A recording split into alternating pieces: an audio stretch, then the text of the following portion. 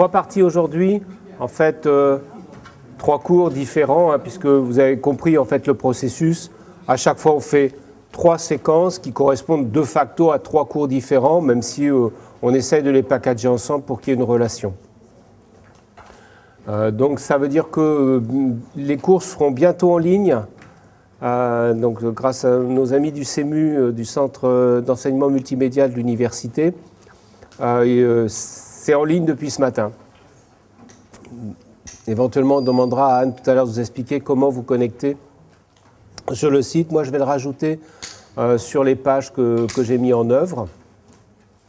Et puis voilà, ça permettra... il paraît que les étudiants français sont meilleurs qu'aux États-Unis, parce qu'aux États-Unis, quand un prof met ses cours en ligne, la moitié des étudiants en profitent pour ne pas venir au cours.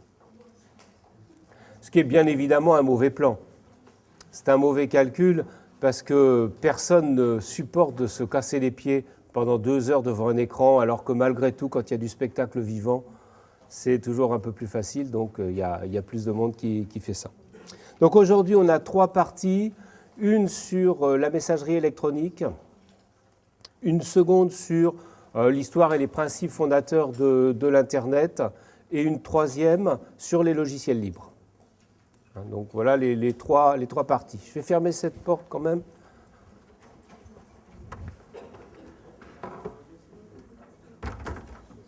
En revanche, même s'il fait froid, il ne faut pas fermer celle d'en haut, sinon vous avez vu, il y a un courant d'air. Donc première partie, la messagerie électronique. Je me suis posé la question, et on me l'a posée par ailleurs, pourquoi faire un cours sur la messagerie électronique ? J'espère qu'on comprendra pourquoi à la fin. J'ai un message central à dire. Tiens là, c'est le premier réseau social. Le premier en termes d'époque, il est né le premier, et c'est le premier en termes d'usage, encore y compris aujourd'hui. Donc quand on a l'habitude de parler des réseaux sociaux, des logiciels sociaux, il ne faut jamais oublier que la messagerie elle-même est le principal en termes d'usage, en termes de durée dans le temps. La deuxième raison qui fait que je voudrais vous en parler aujourd'hui, c'est parce qu'il y a une espèce d'évolution et qui est marquante, particulièrement parmi les jeunes, d'un mélange entre la messagerie et le web. Comme me disait le sysadmin ici, ouais, le problème c'est que pour l'instant, Internet est en train de se limiter au port 80. Le port 80, techniquement, c'est celui qui fait passer HTTP. Donc HTTP, c'est le protocole du web. Ce qui fait qu'on a un web qui finit par tout englober avec, moi, ce que j'estime être un problème de conception. Je pense que quand on mélange tout, on ne sait pas bien s'y reconnaître. Imaginez, c'est le problème de la pince universelle. La pince universelle, elle est en même temps pince coupante, pince qui permet de serrer, pince qui permet de tourner, etc. Mais elle n'a jamais la compétence ni d'une vraie pince coupante, ni d'une vraie pince pour serrer, ni d'une vraie pince d'une vraie clé pour défaire un boulon. Donc on est dans cette situation où les outils universels ne sont pas forcément les plus adaptés à la fois aux compétences les plus accentuées et deuxièmement à notre capacité à nous, individus, à ne pas tout mélanger. J'y reviendrai à plusieurs occasions, j'y reviendrai quand on parlera de la photographie, j'y reviendrai quand on parlera de la vidéo, toute une série de sujets où je pense qu'on a intérêt à apprendre à distinguer les outils. Voilà. Alors aujourd'hui, le réseau social de la messagerie est quand même largement concurrencé. Il est concurrencé par d'abord je l'ai mis en dernier sur le transparent, mais en fait c'est le premier, c'est les SMS. Donc un des premiers usages de la messagerie, c'était de s'envoyer des courts messages. La messagerie électronique, au début, elle apparaissait sur un écran, 25 lignes de 80 colonnes, en ligne comme ça, et un message qui dépassait 3-4 lignes, tout le monde disait « Oh là là, qu'est-ce que tu nous encombres et que tu parles ?» Il ne faut pas parler si fort sur une messagerie. Donc aujourd'hui, ces premiers usages de la messagerie, qui sont de l'ordre de l'avertissement, du contact, sont remplacés par le SMS, que les étudiants ont l'habitude de pratiquer, y compris en cours. La deuxième menace, c'est bien évidemment la messagerie instantanée. Alors on parlera plus tard de la messagerie instantanée, c'est donc le MSN et d'autres réseaux de ce type. C'est la capacité donc à échanger en écrit et de plus en plus en écrit, puis avec de la vidéo, puis avec du son, entre des personnes à l'instant T. La messagerie instantanée, elle est synchrone. Les gens doivent être là en même temps. Un des principaux avantages de la messagerie électronique, du mail, c'est le caractère asynchrone. C'est le fait que celui qui reçoit décide du moment où il va aller chercher son courrier. Donc là, on a là une possibilité à la fois de liberté, puis de temps, et puis de stockage. Parce que dans sa boîte aux lettres, on va stocker tout ce qui est arrivé avant qu'on décide d'aller ouvrir sa boîte aux lettres. Enfin, le troisième type de danger qui menace la messagerie, c'est les systèmes que l'on appelle en anglais wall garden, c'est-à-dire les systèmes fermés. Quand vous échangez sur la messagerie de Facebook, il faut aller se connecter sur Facebook pour lire le message ou pour y répondre en tout cas, parce que maintenant Facebook a compris, il réenvoie sur la messagerie globale de l'Internet, il réenvoie les messages qui sont dans la messagerie wall garden de Facebook. Mais néanmoins, ça constitue une espèce de menace pour cette messagerie généraliste qui permettait à tout le monde de se connecter. Alors, je dis menace, mais en fait, la réalité est que ce n'est pas une menace, puisque la messagerie, malgré tout, reste le logiciel social le plus utilisé. Alors, petite note d'histoire, la messagerie telle qu'on connaît est née en 1971, elle a été inventée par Ray Tomlinson, qui à l'époque était un tout jeune homme de 23 ans, qui a fait échanger un message entre deux ordinateurs qui étaient dans la même pièce, qui étaient reliés par quelques mètres de câble, mais il s'agissait de faire une proof of concept, d'être capable de montrer qu'on savait le faire, parce qu'il n'y avait pas de différence. Enfin, une fois qu'on sait le faire entre deux ordinateurs distants de quelques mètres, on peut savoir le faire entre deux ordinateurs reliés par le réseau qui allait devenir le réseau Internet. Le premier texte était sans signification, comme QWERTY ou sur un clavier anglais, juste passer les doigts. Alors ça, c'est une vraie histoire très intéressante et significative. Quand Graham Bell a fait la démonstration de son téléphone, ça a été un peu du même genre. Il a juste parlé à son correspondant de l'autre côté et il n'a pas attendu de réponse. Il a montré que le correspondant pouvait entendre et puis il est parti. Donc là, on a un aspect assez intéressant qui est que dans toute l'histoire, les premiers tests, il n'y a pas de sens derrière. On ne cherche pas à transmettre du sens, mais à prouver que c'est possible. C'est ce que Austin appelle la communication fatigue. C'est le « halo », ce terme qui n'a pas de sens, mais en fait qui signifie « ça marche ». Ça marche, je suis connecté, je suis content. Après, on va voir si on peut se parler. La deuxième invention de Ray Tomlinson, c'est l'usage de ce caractère @. Alors, d'aucuns lui ont attribué l'invention de ce caractère, dit arrobase. Non, ce n'est pas lui qui l'a inventé. C'est un caractère qui existait auparavant dans les systèmes commerciaux aux États-Unis pour distinguer les produits des prix. C'était un produit tel prix. Donc, il a utilisé ça. Il l'a utilisé notamment parce qu'il fallait trouver des caractères qui n'aient pas de signification, qui ne soient utilisés nulle part ailleurs dans un message. Et on s'aperçoit de plus en plus, ceux parmi vous qui font de l'informatique, qui seront confrontés d'une manière ou d'une autre, qu'on est à la recherche de plus en plus urgente de ces caractères qui n'appartiennent pas au texte et au langage. Donc, il a décidé d'utiliser le signe @ pour distinguer ce qui est de l'ordre de la personne tel ordinateur. Et donc, comme il avait deux ordinateurs, il y en avait un qui s'appelait A et l'autre qui s'appelait B, et donc il a pu comme ça connecter avec une personne. Auparavant, on savait échanger des fichiers au sein du même ordinateur. Lui, il a réussi à conjuguer le tout sur deux ordinateurs différents. Bon, d'un point de vue théorique, pour ceux qui font un peu d'informatique au fond, envoyer un message consiste à ouvrir un fichier de réception de l'autre côté et à rajouter au bout de ce fichier de réception un nouveau morceau de fichier électronique. Mais que ça empêche d'effacer tout ce qu'il y avait précédemment. Ça, c'est au rôle de celui qui va gérer, qui va lire le courrier. Alors, il y a un principe dans la messagerie électronique, c'est de distinguer en fait l'expédition de la réception. Le protocole d'expédition, il est propre au domaine de celui qui envoie. C'est le principe du courrier. Si vous voulez poster une lettre, vous allez la confier à la poste en France, même si vous voulez l'envoyer au Venezuela ou en Chine.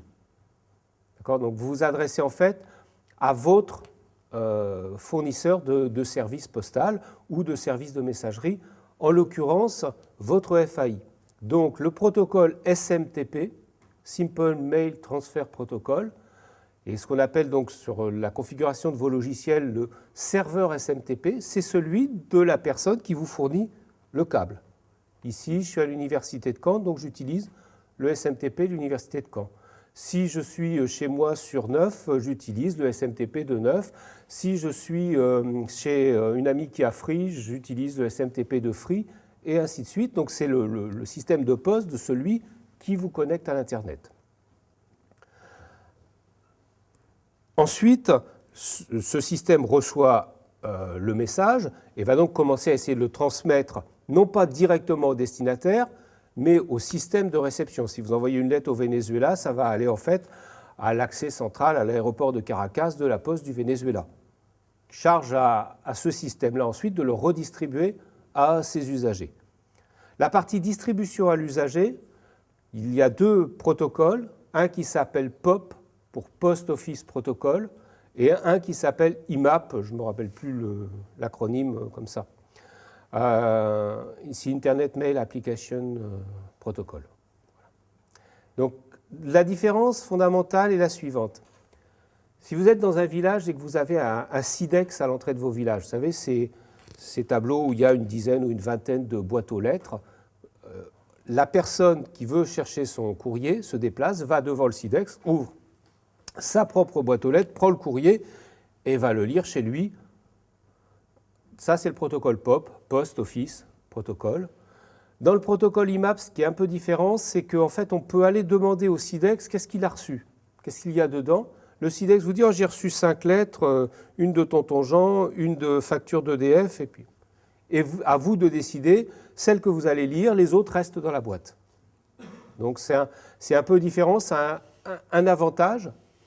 Celui-là, c'est que vous pouvez interroger votre boîte aux lettres de n'importe où.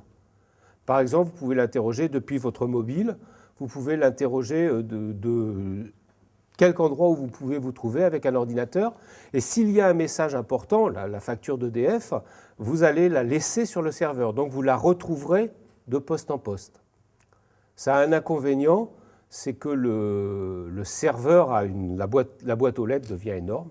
Et donc il faut avoir des serveurs de grande capacité pour gérer des systèmes IMAP derrière des nuages de serveurs comme le fait Google. Donc voilà un peu le choix du protocole. Est-ce qu'on va en POP et dans ce cas on retire tout ou en IMAP?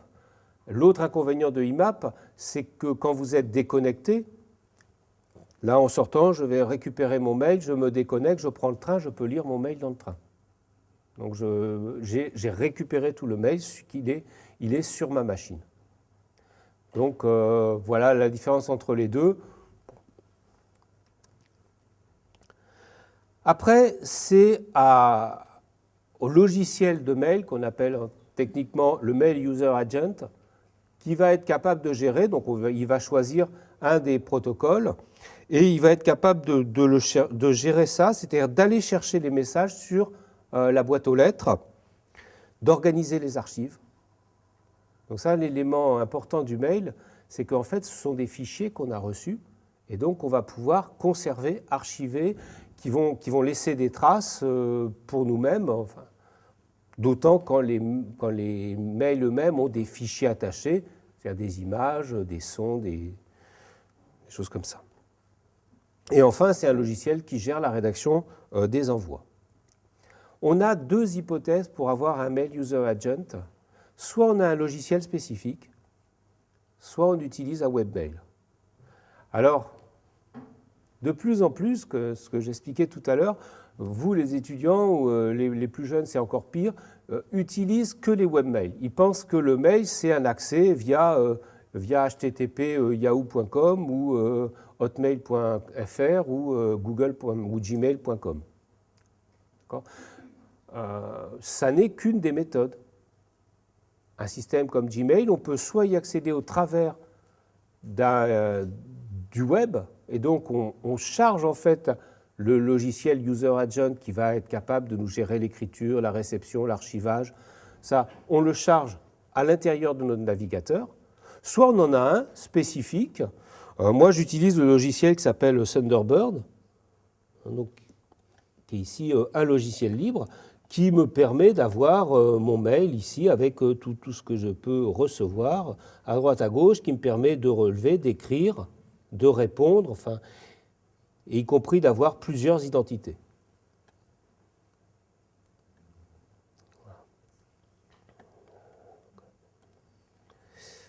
Okay.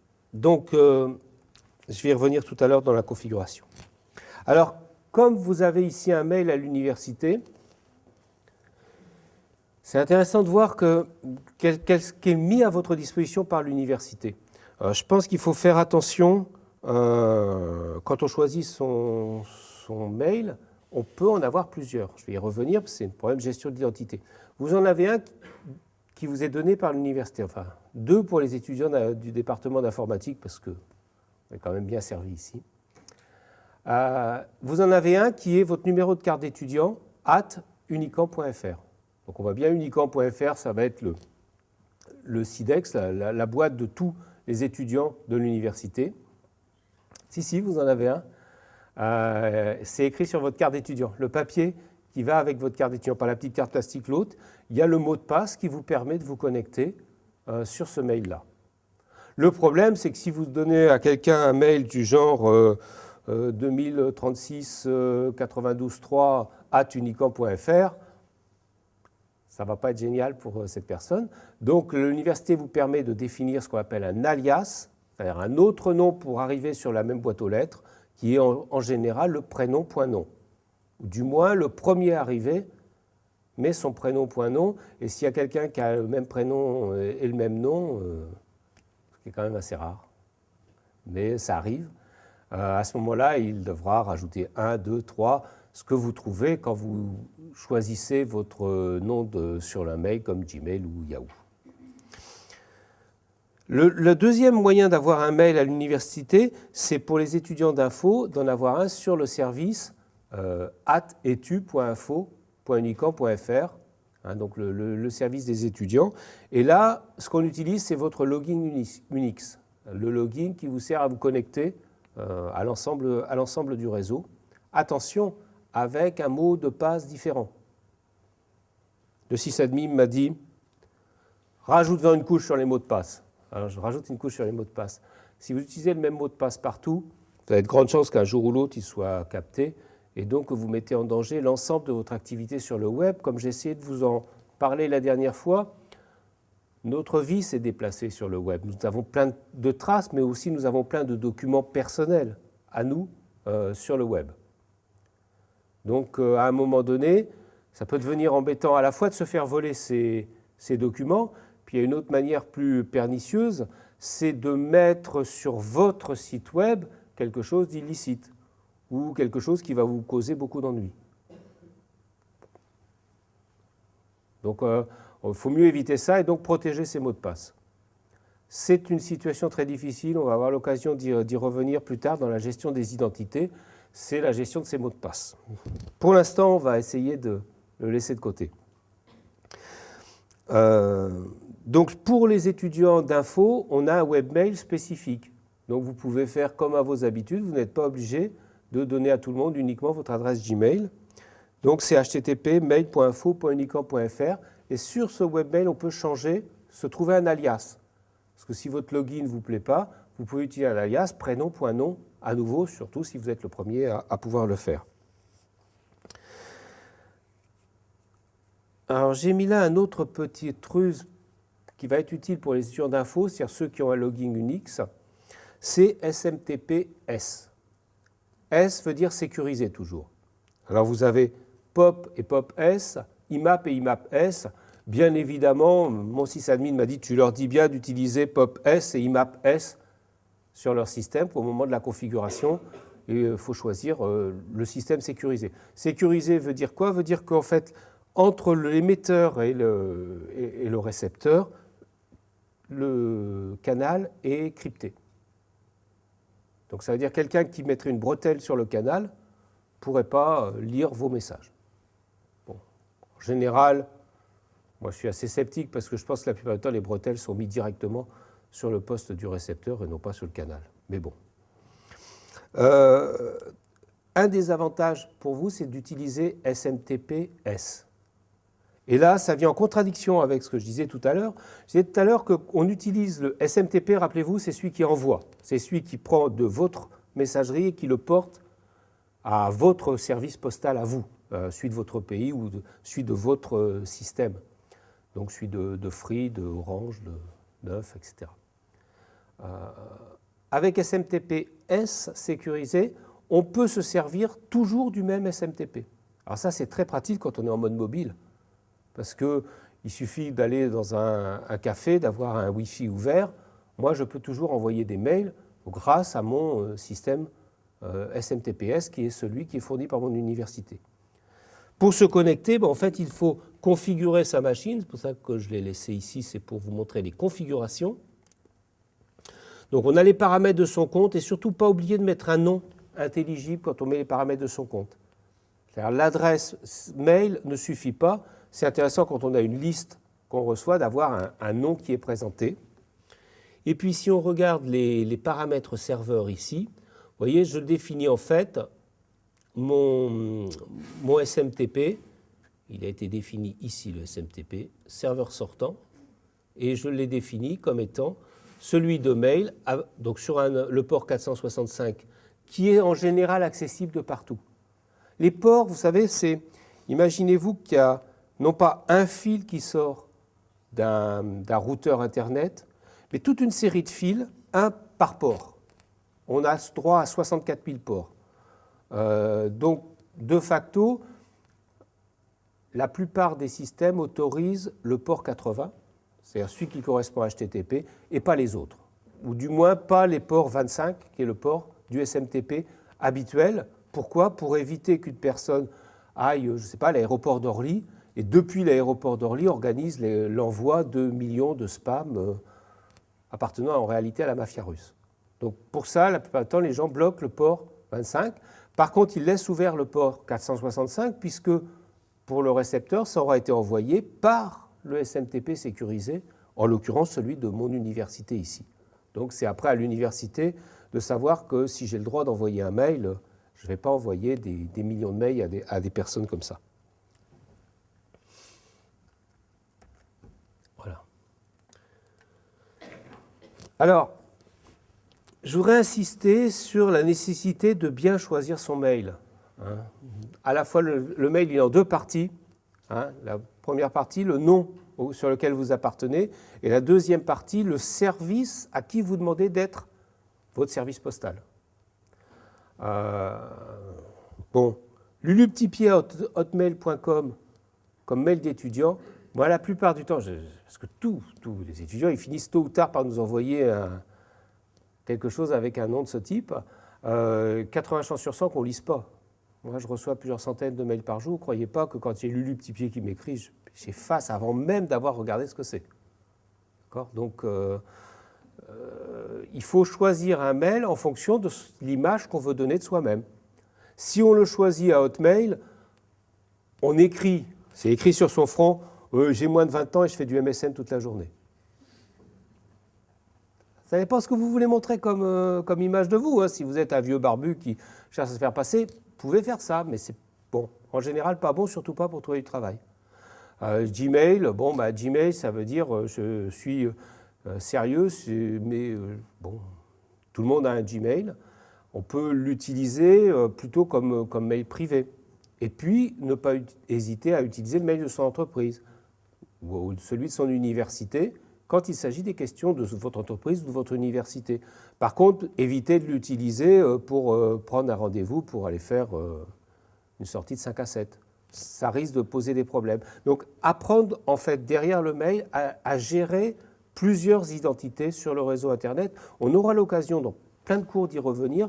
Je pense que c'est un élément très important d'accepter que nous devenons multiples, puisque ce réseau unique ou centralisé, on va le voir tout à l'heure, est en fait un réseau ubiquitaire. C'est-à-dire, quel que soit l'endroit où vous êtes, vous allez vous connecter à ce réseau-là, mais vous allez être à des moments, des situations, des activités, et vous allez vous montrer sous un jour différent.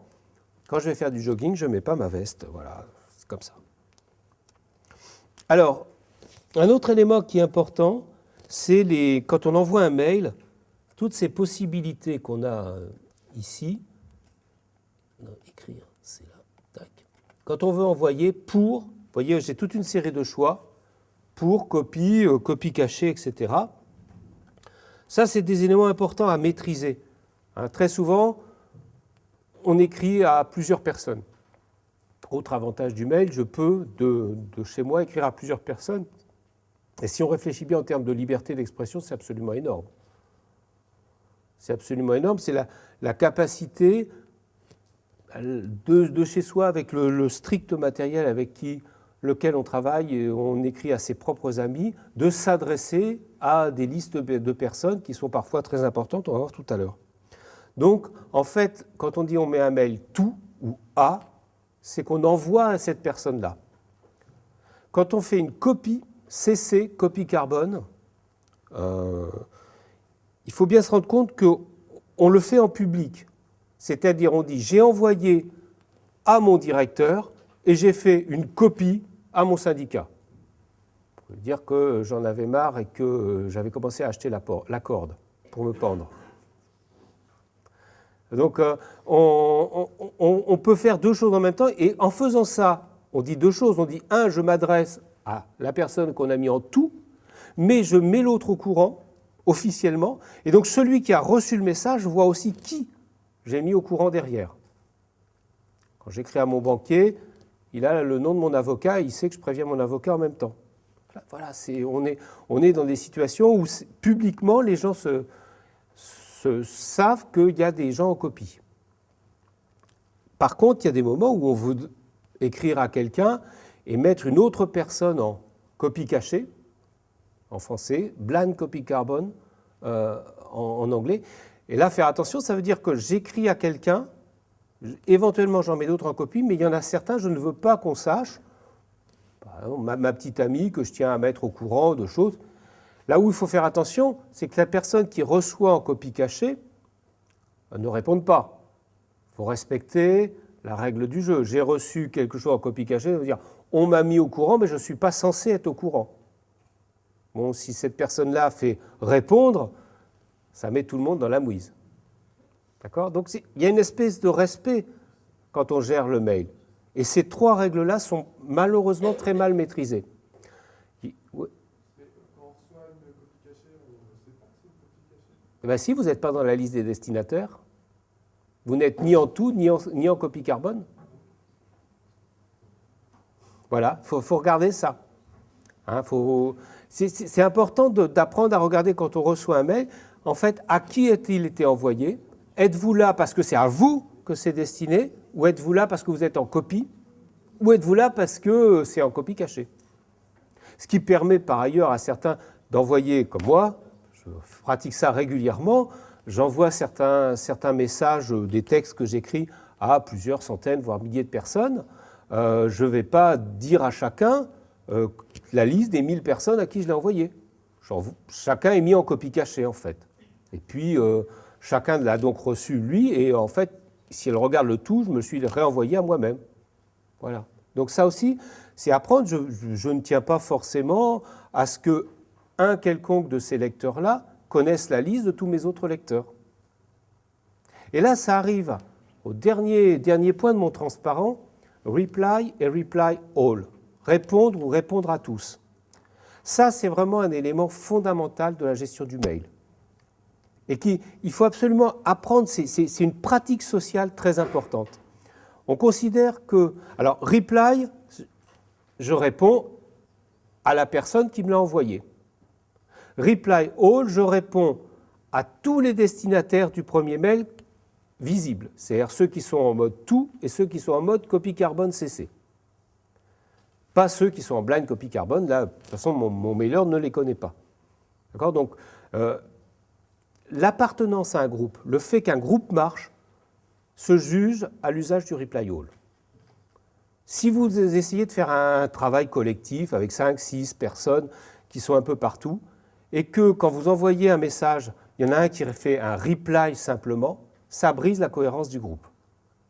Donc choisir, si on fait un reply, je veux m'adresser qu'à celui qui a envoyé le message, donc c'est privé quelque part, ou je veux faire fonctionner un travail de groupe, et là c'est reply all.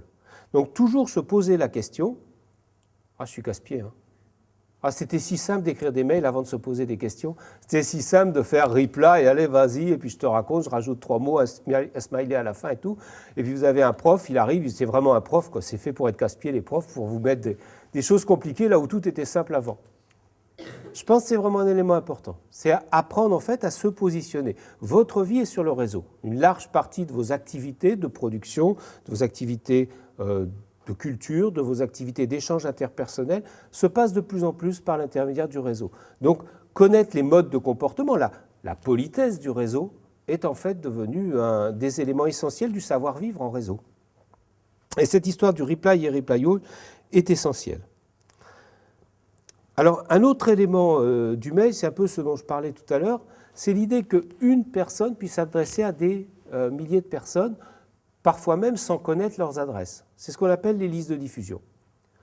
On utilise le terme, on dit « je m'abonne à une liste de diffusion ». Ça veut dire « je demande à recevoir tous les messages qui sont envoyés par un émetteur de mail ». Et ces messages-là sont en fait des messages que l'émetteur reçoit, un individu écrit à la liste de diffusion, et en fait, par-delà le système de liste de diffusion, s'adresse à tous les abonnés. Alors c'est un système social très puissant. On peut avoir des listes de diffusion qui ont quelques dizaines de personnes, d'autres qui ont des milliers de personnes et d'autres qui ont des dizaines de milliers de personnes, parfois dans le monde entier. Donc on peut, avec une économie énorme, c'est-à-dire c'est une personne qui écrit un mail, le partager avec des nombres très importants de personnes et avec une gestion relativement simple, chaque individu décide de s'abonner ou pas à la liste de diffusion, voire de se désabonner.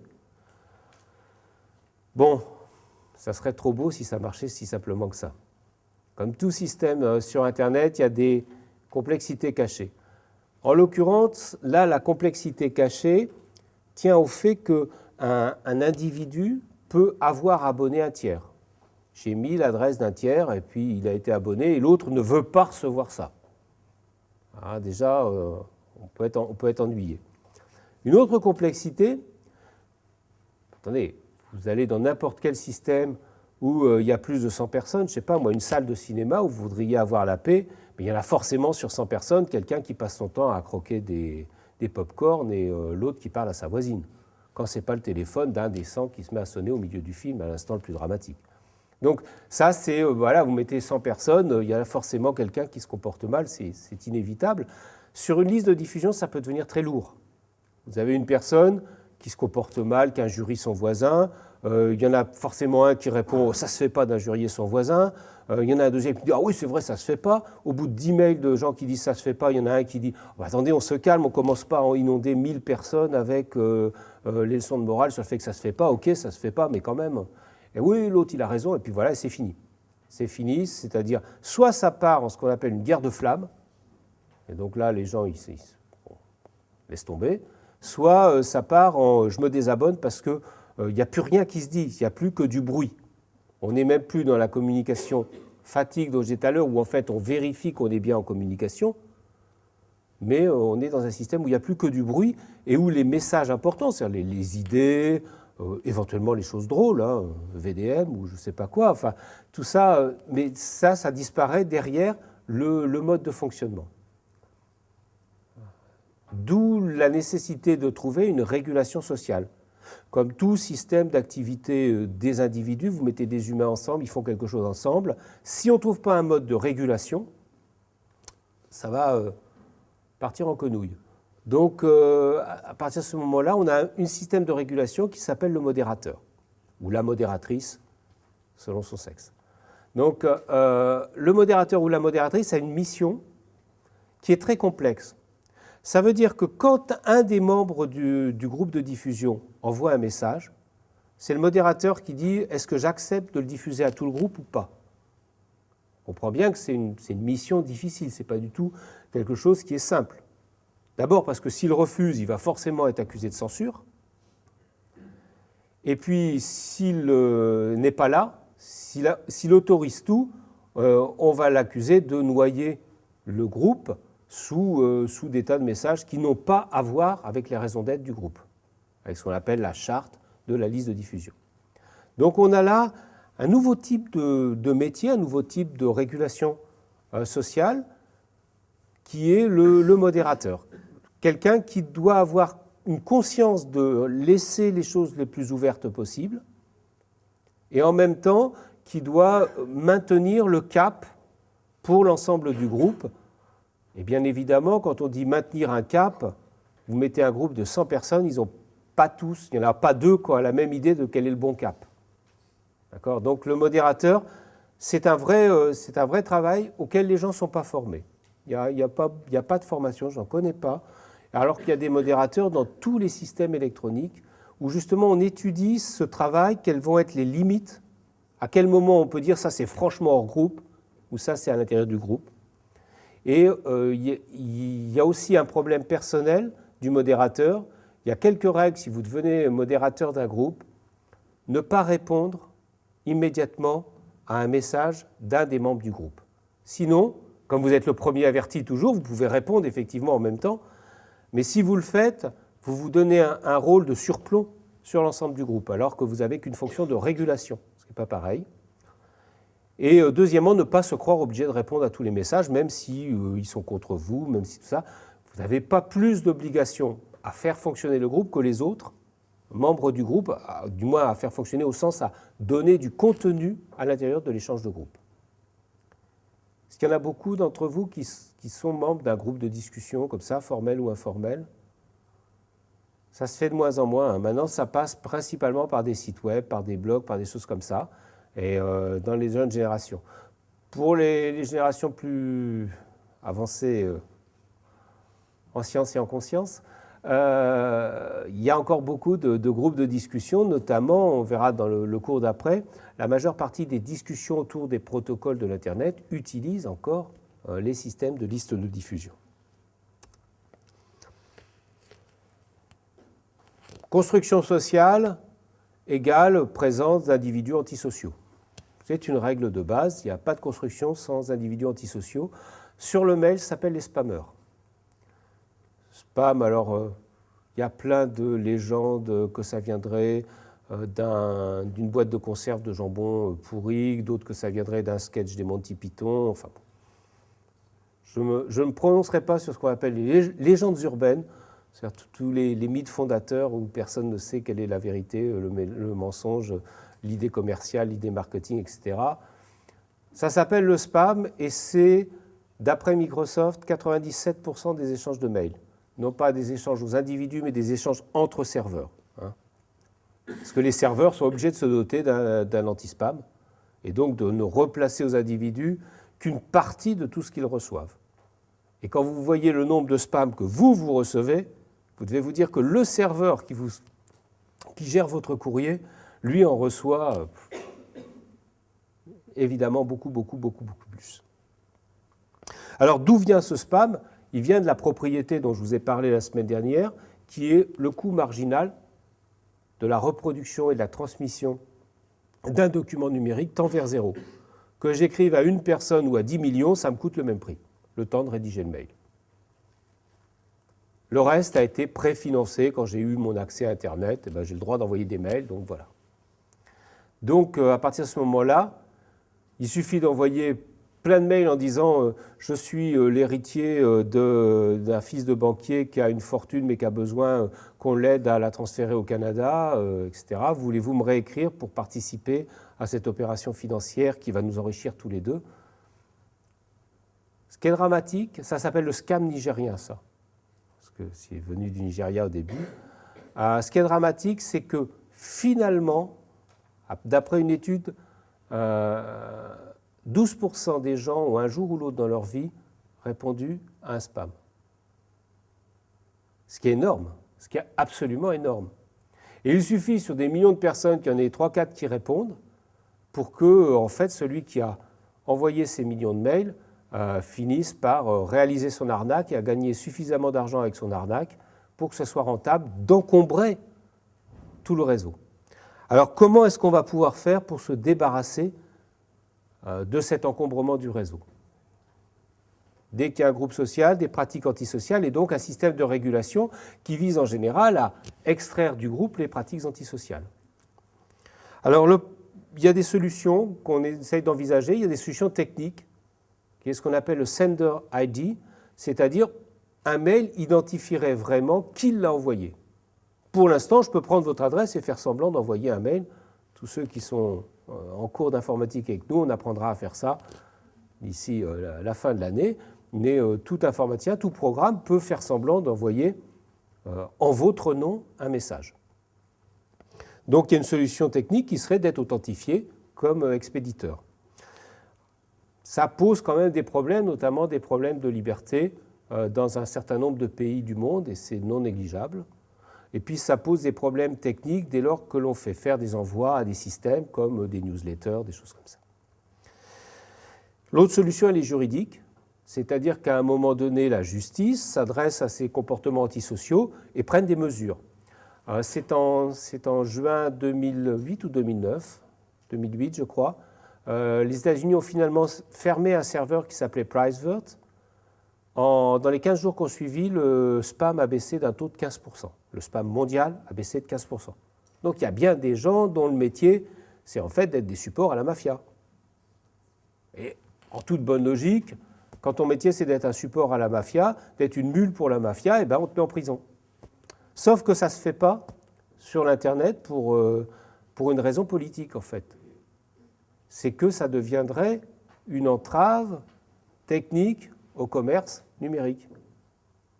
Et ce n'est pas pour rien que ce sont les États-Unis qui sont les champions du spam, notamment la Floride, où la plupart des spammers sont, et la Chine pour d'autres raisons. Donc c'est en fait très clairement le commerce mafieux, celui qui utilise des procédés antisociaux, est aussi un commerce qui est toujours à la source des nouveaux développements. Et comme on est dans un nouveau capitalisme numérique, eh ben, c'est les mafieux qui commencent à faire une large partie du travail. Il y a ça, il y a la pornographie, autre système mafieux, et de facto qui constitue l'immense majorité des usages. Donc là aussi, ça implique de se poser des questions de culture numérique. Alors, comment constituer une liste de diffusion? Il y a en fait un certain nombre d'outils techniques qui font le travail de recevoir des inscriptions et puis d'envoyer. Il y a un outil qui est fait par le comité réseau des universités à Rennes qui s'appelle Sympa. Donc, qui est un logiciel, vous avez, c'est sympa.fr, qui est un des meilleurs logiciels de gestion de listes de diffusion. Il y en a un autre qui s'appelle Mailman. Dans les deux cas, ce sont deux logiciels libres. On va voir tout à l'heure les principes des logiciels libres dans la troisième partie. Il faut l'installer sur un serveur. Donc là, pour ça, il faut avoir un serveur, ce qu'on va voir dans la deuxième partie.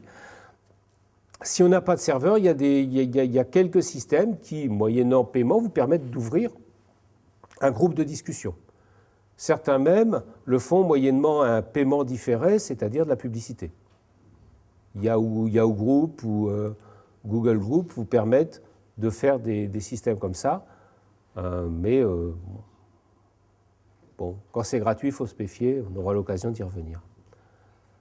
Donc après, il y a le système technique et puis il y a le système social. C'est-à-dire le système social, c'est qu'il faut décider d'ouvrir la liste, lui trouver un nom. Sur Internet, comme un peu partout dans la vie, on commence par naître avec un nom. Et donc, il faut choisir un nom qui va accrocher, qui va signifier réellement quel est l'objectif du groupe. Il faut écrire la charte du groupe, c'est-à-dire pourquoi est-ce qu'on se met ensemble, pourquoi est-ce qu'on veut échanger. Et puis après, il faut quelqu'un qui joue ce rôle de modération, c'est-à-dire de faciliter la fluidité des activités de groupe en évitant les emballements, en évitant les pratiques antisociales et parfois en relançant l'activité quand le groupe tend à s'éteindre. Il y il y a une courbe en général, les groupes marchent bien, puis il y a, pour une raison ou pour une autre, un burst out, c'est-à-dire ça explose, il y a plein de gens qui écrivent plein de messages, donc les gens se désabonnent, et puis le groupe retombe dans le silence. Et donc à ce moment-là, le rôle du modérateur est de relancer la mécanique. Il n'y a pas le rôle de modérateur, c'est aussi un animateur. Ce n'est pas uniquement quelqu'un qui est là pour étouffer, c'est parfois quelqu'un qui est là pour attiser les braises. C'est-à-dire faire en sorte que le groupe ait une vie collective. C'est difficile, comme tout métier de régulation et d'animation sociale.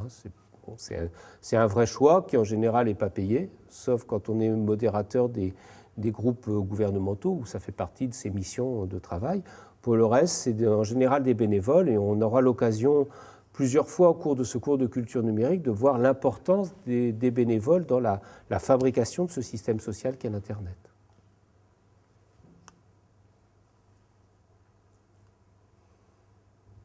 D'autres questions sur la partie messagerie? Bon, est-ce que vous avez toujours envie de continuer à utiliser uniquement votre webmail, ou est-ce que l'idée d'avoir un mail user agent spécifique... Oh, Gmail, c'est très bien. Gmail permet quand même de rediriger vos courriers via IMAP. Moi, sur mon mailer, sur Thunderbird, je reçois mon courrier Gmail. Donc, les systèmes, il faut essayer, en fait, ce qui est important, c'est d'arriver à ne pas confondre l'usage, le système d'usage, celui qui est devant nous et avec lequel on interagit, de l'architecture générale du système. Gmail, comme les autres, c'est derrière la même architecture d'échange SMTP, POP, IMAP, etc. Et tous les systèmes qui vous proposent un mail en POP et en IMAP ont en général un webmail d'installé, donc vous pouvez y accéder depuis n'importe quel cybercafé.